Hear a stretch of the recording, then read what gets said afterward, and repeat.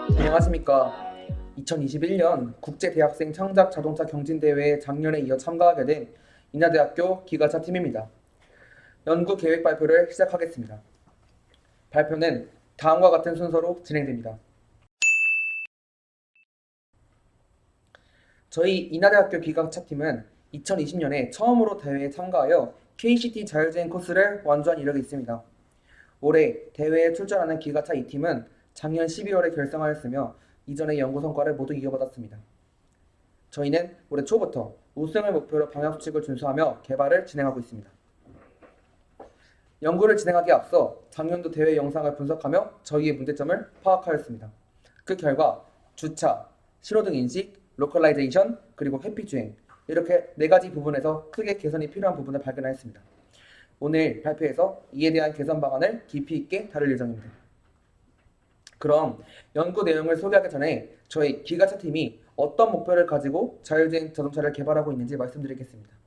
저희는 기존의 차량에 의한 사고가 대부분 인적 요인에 의해 발생하였다는 안타까운 사실에 주목했습니다. 따라서 차량 주행의 안전성을 가장 중요한 가치로 삼고 연구를 진행하기로 하였습니다. 따라서 저희의 연구 목표는 다음과 같습니다. 로스를 기반으로 센서 데이터를 통합하여 다양한 시나리오에 따른 자율주행이 가능하고 안전한 차량 플랫폼을 구현하는 것을 목표로 합니다. 저희 인하대학교 기가차 팀은 안전이라는 키워드를 항상 유념하고 최선을 다해 연구에 맡겼습니다. 저희 기가차의 시스템 아키텍처입니다.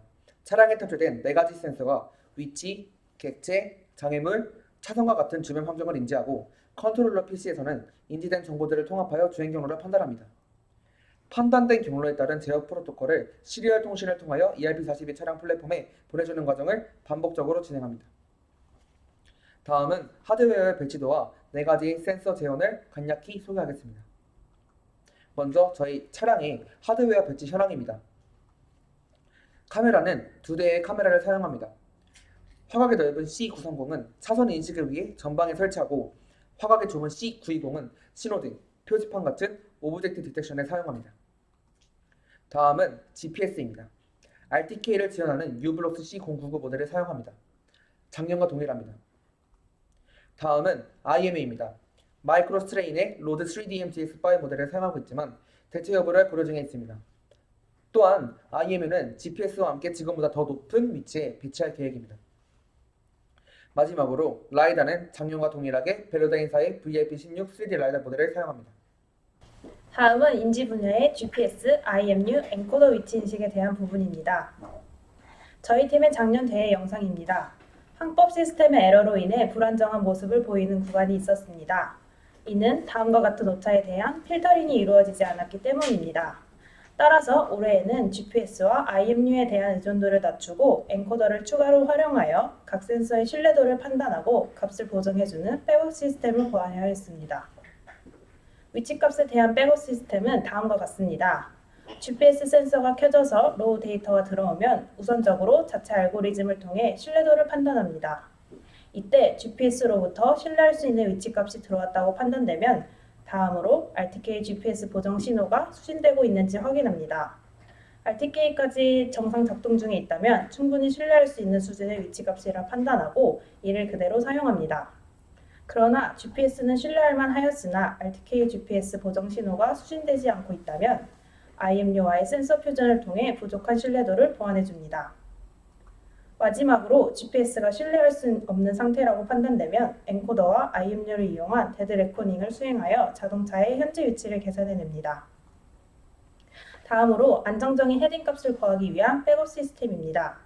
기본적으로 IMU 센서로부터 헤딩 값을 계산하지만 시간이 갈수록 누적된다는 문제가 있습니다.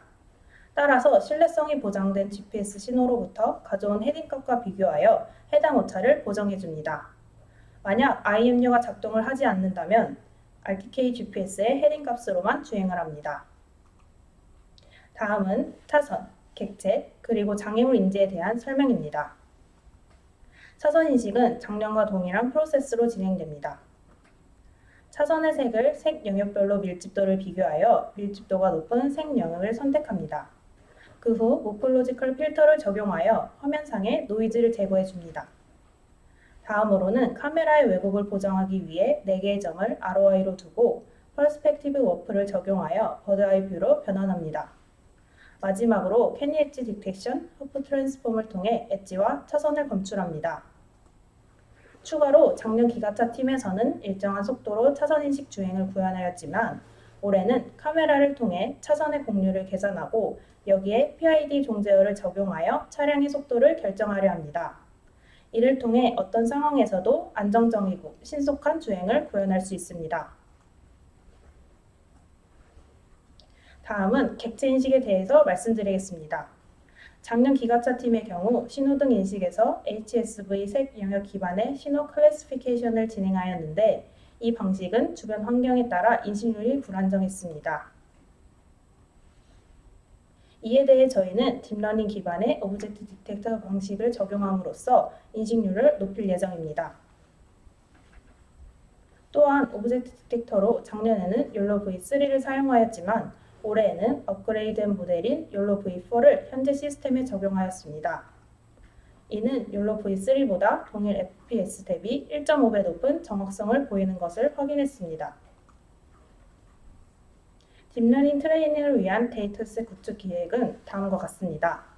신호등, 표지판, 장애물에 대하여 각각 데이터셋 수집 계획을 세우고 진행 중입니다. 데이터가 취합되는 대로 트레이닝을 진행할 예정입니다. 다음으로는 실시간 경로 탐색을 위한 장애물 인지 과정입니다.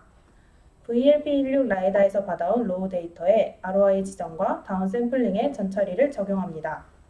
이후 클러스터링을 수행하여 장애물을 정의합니다. 그 다음 장애물의 상대적인 위치에 대해 차량의 헤딩 값을 이용하여 회전 변환을 수행하고 다시 차량의 좌표를 정함으로써 장애물의 절대적인 위치를 구할 수 있습니다.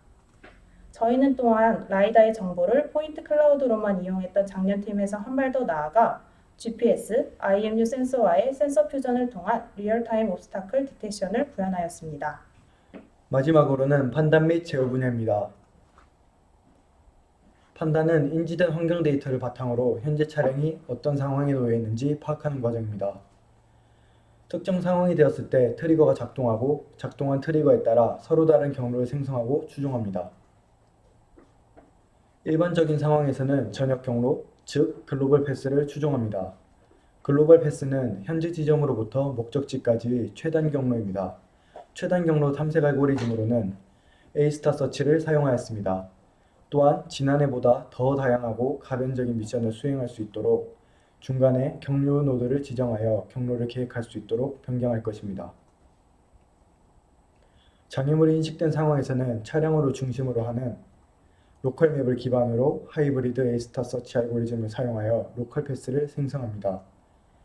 이 알고리즘은 차량의 조향각을 고려하여 부드러운 모양의 경로를 만들어줄 수 있습니다. 로컬 패스가 생성되는 과정은 다음과 같습니다. 라이더 센서의 관심 영역에 장애물이 인식되면 차량은 로컬 맵을 기반으로 로컬 패스를 생성한 뒤 추종합니다. 만약 다른 장애물이 인식된다면 새로운 로컬 패스를 생성한 뒤 추종합니다. 오른쪽 영상은 이 과정이 담긴 시뮬레이션입니다.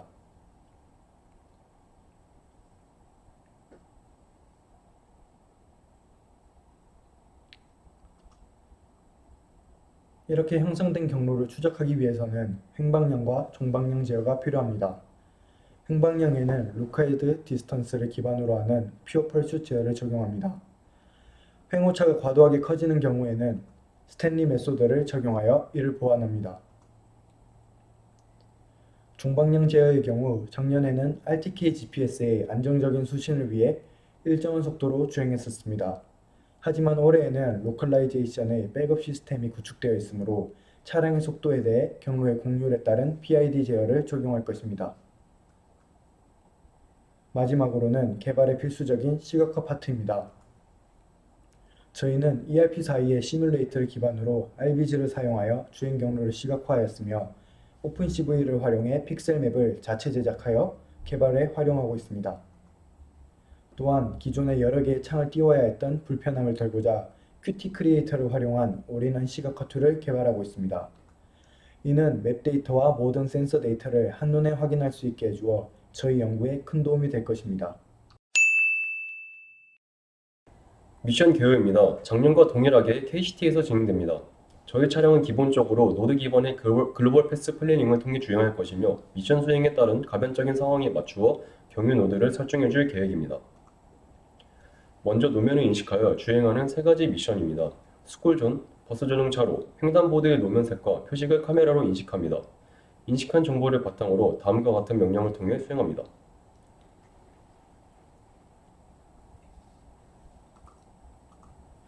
다음은 장애물 회피 주행 시나리오입니다. 이때 정적 장애물인 경우 로컬 패스 플래닝을 진행하게 되고 동적 장애물인 경우 일시 정지를 한 후 장애물이 사라지면 다시 주행하게 됩니다. 장애물 회피 주행이 끝난 후에는 GPP를 따라서 진행하게 됩니다. 다음은 교차로 미션입니다.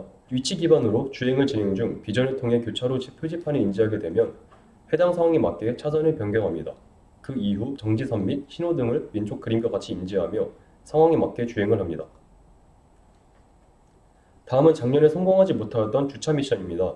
기존 로컬 패스 플래닝에 사용한 하이브리드 에이스타 알고리즘을 활용하여 각 칸의 위치와 주차할 때의 목표 헤딩 값을 설정합니다. 라이다로 빈 슬롯을 감지하면 주차 전용 경로 계획을 실행하여 주차를 완료합니다. 후진한 이후에는 기존 진행 중이던 글로벌 패스를 다시 추종합니다. 이어서 배달 서비스 미션입니다. 주차 미션과는 다르게 라이다 대신 카메라를 이용하여 정차 위치를 결정합니다. 출발 전 배정받은 배달 번호의 표지판을 인식하면 표지판 구역에 정차하는 로컬 맵을 생성합니다. 이때 목표 요값을 주행하던 차선의 요값과 같게 두어 기존 경로로 부드럽게 돌아오도록 할 것입니다. 다음은 유턴 미션입니다. 표지판 인식을 통해 미션 구간 진입을 확인합니다. 카메라로 흰색 점선을 인식하면 속도를 줄이고 반대 차선에서 오는 물체가 있는지 감지합니다. 물체가 없는 것을 확인한 뒤 유턴을 수행합니다. 다음은 개발 일정입니다. 1월부터 2월 말까지 성능 개선을 위한 파트별 선행 연구조사와 기술 구현을 병행하였습니다. 3, 4, 5월에는 구현된 기술을 통합하고 ERP4의 실차에 적용해 송도 트랙에서 테스트를 진행했습니다. 6월 이후부터는 창작 자율주행 자동차 미션을 구현하고 KCT에서 실제 주행 테스트를 진행하여 완벽하고 안정적인 주행을 구현할 계획입니다. 저희 기가차 팀은 앞서 발표에서 보셨듯이 이 대회에 진심으로 임할 준비가 되어 있습니다. 지속적인 연구와 끈끈한 팀워크, 그리고 부족한 부분을 끊임없이 보완하는 자세로 남은 기간 동안 최선을 다한다면 최종 대회에서도 좋은 성과를 낼 수 있을 것이라 자신합니다. 그럼 이것으로 인하대학교 기가차 팀 발표를 마치겠습니다. 감사합니다.